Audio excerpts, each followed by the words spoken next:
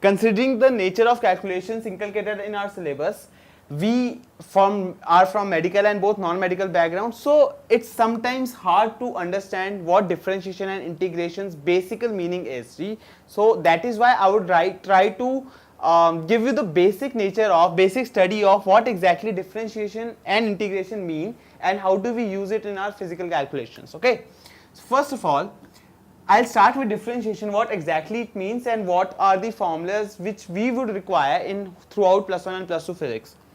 First of all, consider a graph. Y, have you heard of this thing? Y is a function of x. I'm trying to make this easiest possible for you guys to understand, especially for those students who are from medical background, alright, that is who have opted for medical. Y is a function of x means, suppose y is equal to 2x, y is equal to x square plus 2, y is equal to sine of x, y is equal to log of x, y is equal to tan x square upon 1 plus x. So anything which has a equation is a function. Now here everything, suppose I am representing y is equal to 2x, that means y is a dependent variable on x and x is an independent variable. What I mean is x can take any value and according to that the value of y will change. For example, if I put x is equal to 1 here, y will be 2. If I put x equal to 10, y will be 20. So value of y is depending on the value of x. Up to this point you are clear that there is a thing called function in which a value of one thing depends on the value of other. Now every function has a graph. This was the main point that's why I started with the what is function. Every function can be plotted on a graph. For example, sine x, the graph of sine, if this side is y and this side is x, so graph of y is like this. Sine, this is sinusoidal wave. Y is equal to 2x. For y equal to 2x, I can plot a graph is y equal to 0, x equal to 0, y equal to 0, x equal to 1, y equal to 2, x equal to 2, y equal to 4. So this is how there will be a straight line. So for every function there is a graph. Alright. Now this is what you want to know about function. Now once graphs are plotted on a, suppose I plot a graph of a curve like this. Okay, I want to write the value of change from point from this coordinate to this coordinate. What do I mean by change is I am trying to find the slope of this line, this. Okay, so the coordinates, consider it to be x1 y1 and x2 y2. Okay, the change, that means how much this point has changed, or the slope of this line would be y2 minus y1 upon x2 minus x1. This is what we call as delta y upon delta x, change in y upon change in x. This is what slope is. How?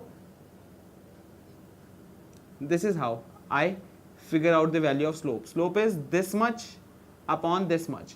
This whole thing was y2, this much is y1, so y2 minus y1 is change in y coordinate and x2 minus x1 is change in x coordinate. Simple. If I want to find the change between this point and this point, so the graph would be the slope, this length would be much smaller and this would be the change. If I want the change between this and this line, the change will be further smaller in nature. So what if I want to find the slope at the last possible point? What will that give me? That will give me the tangent at that point actually, and that tangent, not just tangent, the slope of the tangent is what I'll get if I do change in y upon change in x. So if I put a limit that delta y over delta x, limit x tends to 0, that means I'm shortening this length up to the last possible value, then I'll get the slope of the tangent. This thing is actually called differentiation, which is dy upon dx. So in general, what does differentiation gives us? Differentiation gives us the slope of tangent at a point on the curve. This is what differentiation gives us. But the generalized meaning of differentiation, which will help you to understand the way we use differentiation formulas in our syllabus, is it is the smallest change in y upon smallest change in x. This is the smallest, the last possible change. So for a very small change in y upon very small change in x, this is what you have to remember for differentiation. dy is change in y, dx is change in x. For example, now I can write or I can speak this differential part in any language. For example, suppose dx be small change in distance in small time interval dt. So velocity will be given by dx upon dt. Suppose dv is small change in velocity in small time interval dt, then dv upon dt will give me the acceleration. What we are doing is, otherwise what was the formula for velocity? It was x upon t, and here it was v upon t, right? V or v minus u change in velocity. What we are doing is, we are finding the smallest possible value of change. That is why smallest possible value of change is in the differential format, that is dv and dt. So for a length, suppose this is complete length, the smallest possible length would be the differential part dl. That is what which will be used in calculating the smallest change. So this whole length is L, so the smallest part will be dl. So if I add a lot of dl all together, I'll get the complete length. This is what we do in integration. Integration is actually summing up all the differential part and making the whole body together. So if I integrate dl, I'll get the complete length again. If I have an area A and the smallest part is dA, and if I integrate dA, I'll get the complete area.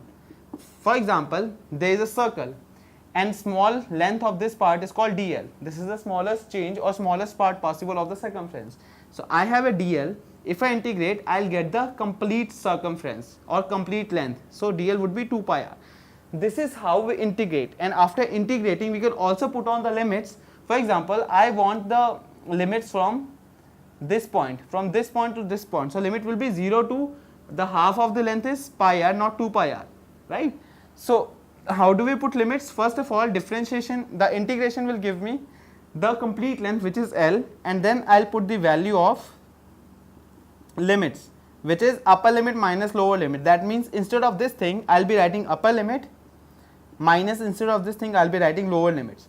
This is how you apply integration. So in brief, differentiation, writing differential formats is writing the smallest possible value of that physical quantity, for example velocity. So the smallest change or smallest value would be dv, acceleration dA, force dF, any smaller values. And if I integrate it, I'll get the complete bigger picture, right? This is what required in basics of differentiation and integration.